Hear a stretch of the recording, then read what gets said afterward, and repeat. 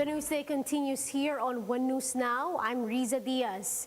Despite the threat and supposed vaccine resistance of some COVID-19 variants, the Health Department bucks the mixing of vaccine brands. Let's get more details on this. Faith Del Mundo is reporting live from Quezon City. Faith, can you tell us the latest?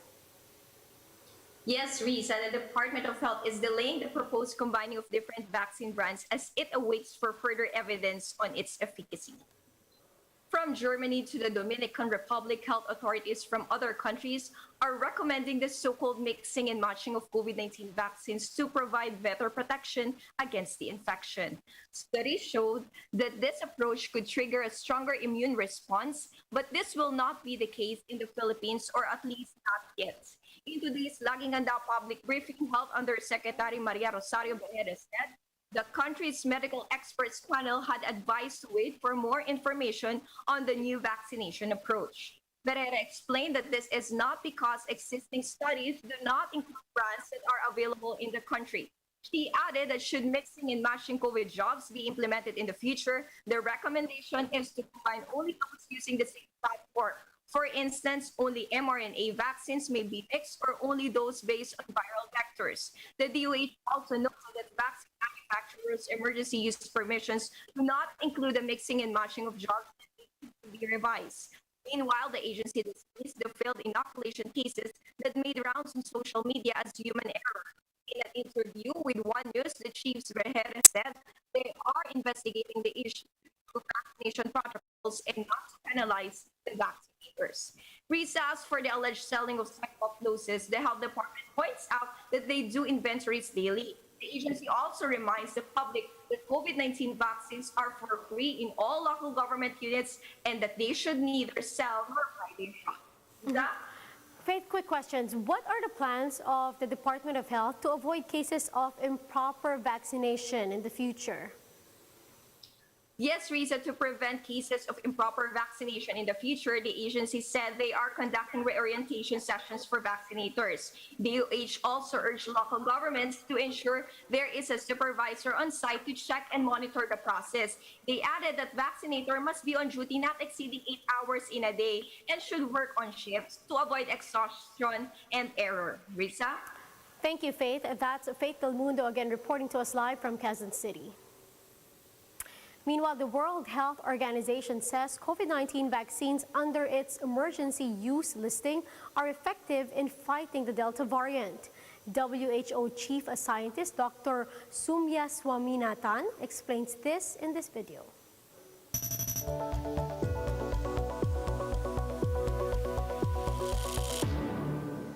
Hello and welcome to Science in 5. I'm Vismita Gupta-Smith. We are talking today about the Delta variant and vaccines. Dr. Soumya Swaminathan, WHO's chief scientist, is our expert today. Welcome, Soumya. Our first question to you, Soumya, is we know that the Delta variant is more transmissible. Please explain to us what kind of protection we get from the current batch of approved vaccines. So we're talking here about the Delta variant, which is the fourth variant of concern described by WHO because it's both more transmissible than the previous variants and also has been able to resist the antibodies that we have in our blood. So what that means is that you need a higher level of antibodies to overcome this variant as compared to, let's say, the Alpha variant. Now, the good news is that all of the WHO emergency use listed vaccines do protect against developing severe disease, hospitalization and death due to the Delta variant. So there are studies now from countries where there is a predominance of Delta variant to show that people who've been vaccinated are much less likely to end up in hospital. And you need the full course of vaccination in order to give you that full immunity to protect you against the Delta variant. So the important thing is, if you have access to a vaccine that's approved by WHO, please do take it and take the full course so that you can be protected both against the Delta and other variants of COVID. Soumya, explain to us, please, the level of protection that you have if you have received one dose of the vaccine versus if you're fully vaccinated. So the main goal of these vaccines is really to prevent severe disease, because what we want is for people, even if they get the infection, is for them to recover from it and not become seriously ill. So that's something that all of these vaccines do really well. Of course, there are different levels. You read about the efficacy trials. They may range from 70 to 90%. But in terms of just looking at the prevention of severe disease and hospitalization, they're all very good, over 90% effective. Again, they vary in the protection against getting infection.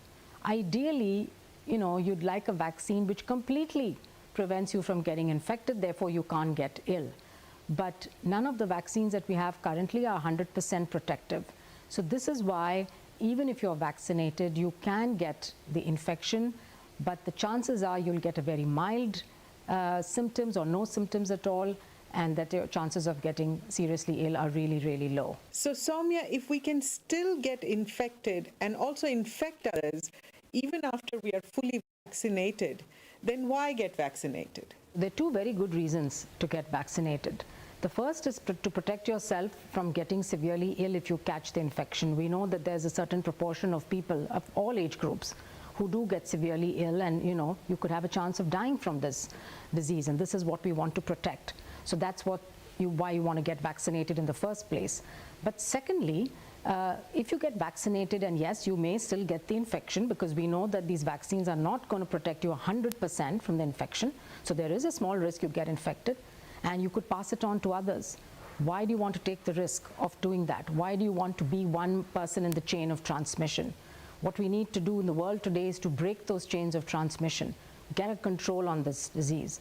So that's why we say, get vaccinated as soon as you can get access to your vaccine when your turn comes, and continue to take all the precautions so that you are completely protecting yourself as well as protecting others around you. Thank you, Soumya. That was Science in 5 today. Until next time then, stay safe, stay healthy, and stick with science. Now in other news, Phivolcs records 48 new volcanic earthquakes in Taal, including low-level background tremors. Active upwelling of hot volcanic liquids was observed in Taal's main crater at around 7 in the morning today. This generated plumes that rose to 2,400 meters and contributed to fog all over Taal caldera. Now, Phivolcs also reported 3 short phreatomagmatic bursts that occurred on Friday morning. Taal volcano remains under alert level 3 due to its continued unrest. Now, here are other stories about the Taal unrest. Evacuation centers across Batangas are still open to accept more residents. Right now, 460 families from 5 barangays are currently in evacuation centers. Evacuees would have to undergo COVID-19 tests first before entering the facilities. Those who test positive will be brought to isolation centers. The Social Welfare Department will send 700 modular family tents to various evacuation facilities. Over 8,000 family food packs are now in transit to different disaster hubs in the municipalities of Laurel and Goncillo in Batangas. Now, the agency's total stockpile fund stands at 1.1 billion. 169 million of these will be used for the Quick Response Fund, and another 300,000 will be for augmentation of affected LGUs. And the Energy Department's Task Force on Energy Resiliency is now on full alert to explore contingency plans on securing its power and oil supplies. This includes coordinating with Meralco and the Oil Industry and Management Bureau.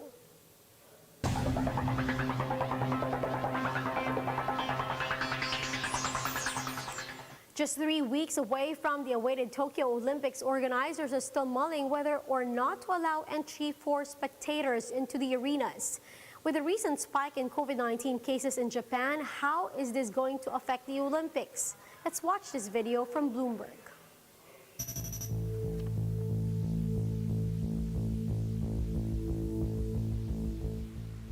5者協議を開かせていただきたいというふうに思っております。そこで、政府の示す基準に、沿って決定をしていくということですので、今のこの日々刻々と変わるこの感染状況の中で、まだどのようになっていくかということは分かりませんけれども、組織委員会としては無観客も覚悟しながら、どのように示されても対応ができるようにしていきたいと思っています。何があっても無観客ではなく有観客にしたいということではありませんで、やはり政府が示す基準にのっとってより安心安全でなければ有観客にしてもそれは認められる、理解をされる大会ということにはならないというふうに思いますので、そういった安全が確保されるまで準備に努めていきたいというふうに思っています。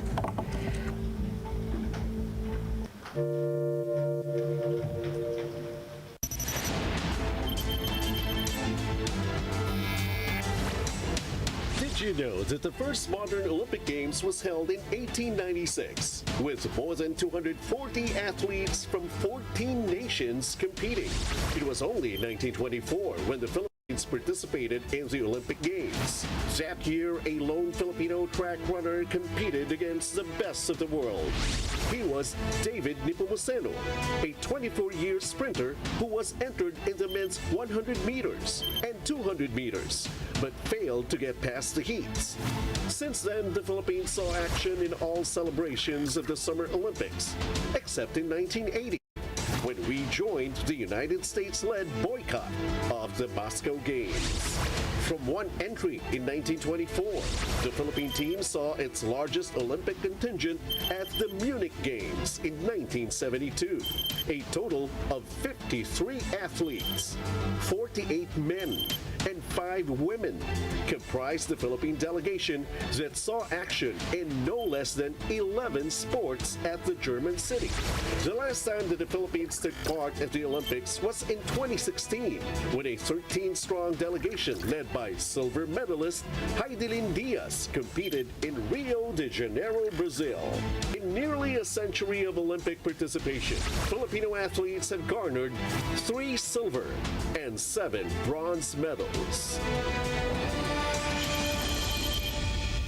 See us stronger. Catch the Olympic Games Tokyo 2020 from July 23 to August 8, 2021 here on Signal, official broadcaster of Tokyo 2020. Signal TV and TV5, along with Smart and PLDT, are the official broadcasters of the Olympic Games Tokyo 2020. Watch the Olympic Games from July 23 to August 8, 2021 here on TV5, One Sports Plus, Signal Play, PLDT, and Smart. Now, for more updates, visit News 5, the Philippine Star, and Business World Online. You may also visit our website, onenews.ph, for more in-depth analysis. You can also catch One News on Signal Play app. Register for a free account now at www.signalplay.com and stream One News live anytime, anywhere.